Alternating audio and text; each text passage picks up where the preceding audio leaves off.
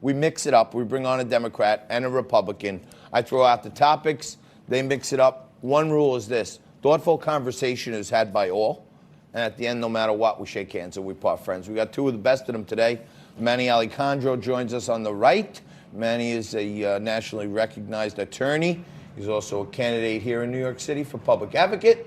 And Vela joins us. He's a my sheet says former Washington insider, but he's still a Washington insider. He was a senior advisor to Joe Biden, so we have a great panel here, guys.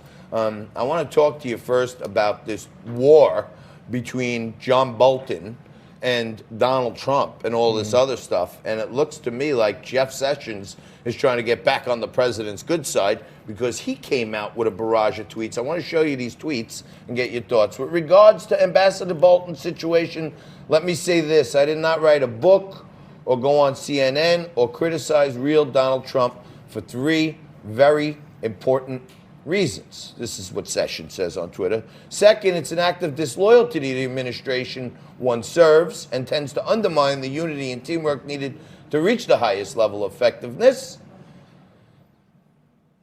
Third, it sets a very damaging and dangerous precedent. A president must have the ability to have a candid conversation with his NSA advisors, his AG, his SOS, without the fear of those conversations ending up in a book or a newspaper. Now, Mo, we are in a crazy hyperactive cycle right now with news, but, you know, Jeff Sessions could have easily wrote a book. He held back.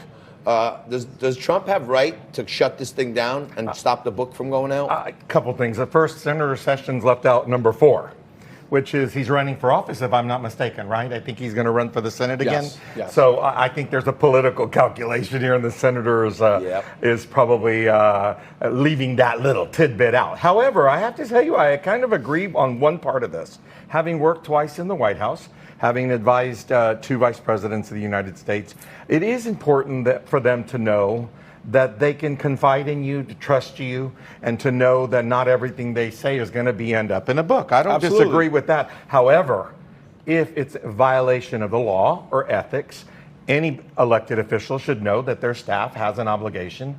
If they're called to testify, right, they're going to have to tell the truth and what they heard. Right? Manny, from a legal perspective, the White House is saying that they informed Bolton's team January 23rd that there was what they deem confidential information in the book.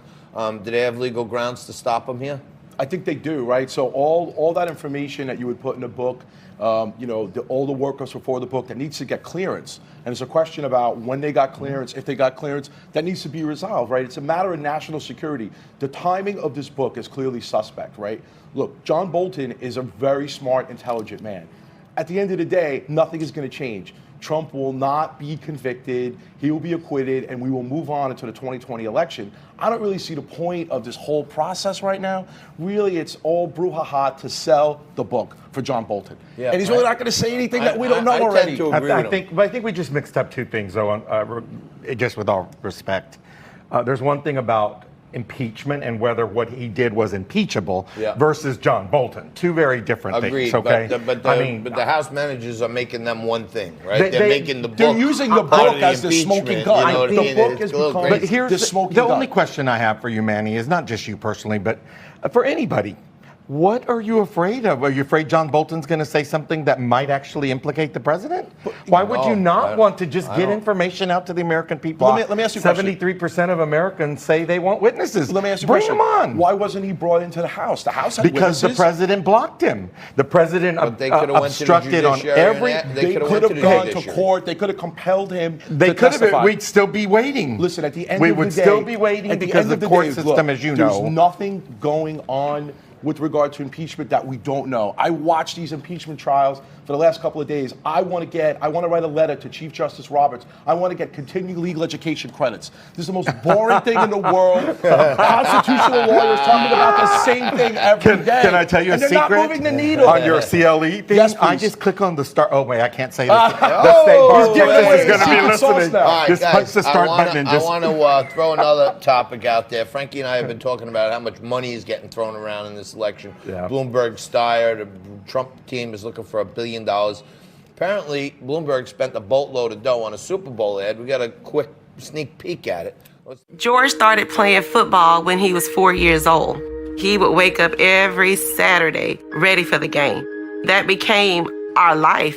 He had aspirations about going to the NFL. On a Friday morning, George was shot. George didn't survive. I just kept saying, you cannot tell me that the child that I gave birth to is no longer here. Lives are being lost every day. It is a national crisis. I heard Mike Bloomberg speak. He's been in this fight for so long, he heard mothers crying, so he started fighting. When I heard Mike was stepping into the ring, I thought, now we have a dog in the fight. I know Mike is not afraid of the gun lobby. They're scared of him. And they should be. Mike's fighting for every child because you have a right to live. No one has a right to take your hopes and dreams. I'm Mike Bloomberg, and I approve this message. Mo, what do you think about this message from Mike Bloomberg on gun violence in the Super Bowl? Compelling, effective, truthful. I'm one of those people who actually respects and honors the Second Amendment. I grew up in Texas. I grew up hunting. I think there's a place and a time and a responsibility that comes with a gun ownership. I'm starting to like you even more, Mo. Yeah, so do I. The Second wrong Amendment people, Democrat. however, guns in the hands of wrong people, we can all agree, I'm sure, is not good for our society and the safety of people like this woman whose son I'm going to was ring the gunned bell on down. that. I agree as well. We're all in Okay, agreement But to on me, that. right now, Bloomberg is just wasting money. He's essentially flushing money down the toilet bowl. The Super Bowl toilet bowl. That's what he's doing. It's an effective commercial in terms of being moving and passionate, but is it going to get him votes? No, you can't buy the presidency with just media. It's just not going to work. Well, him and he's Tom not Steyer polling high are enough. trying pretty hard, that's for sure. While the impeachment is taking up all the news here, we actually got some legislation signed. The USMCA finally got to the president's desk. A new deal, with our top 2 trading partners is now in effect. What do you think about this, Mo? I thought it was fantastic, honestly, and it was a sign that there might just be an iota of civility and the ability to work together. Yes. Just an iota, not much, because the president couldn't help himself and didn't invite the Democrats to the signing ceremony. I've never seen that happen, right? But hey, in my 2 tenures, I don't think I ever saw that happen, to be honest with you. I'm disappointed. Again, that's playing down in the gutter.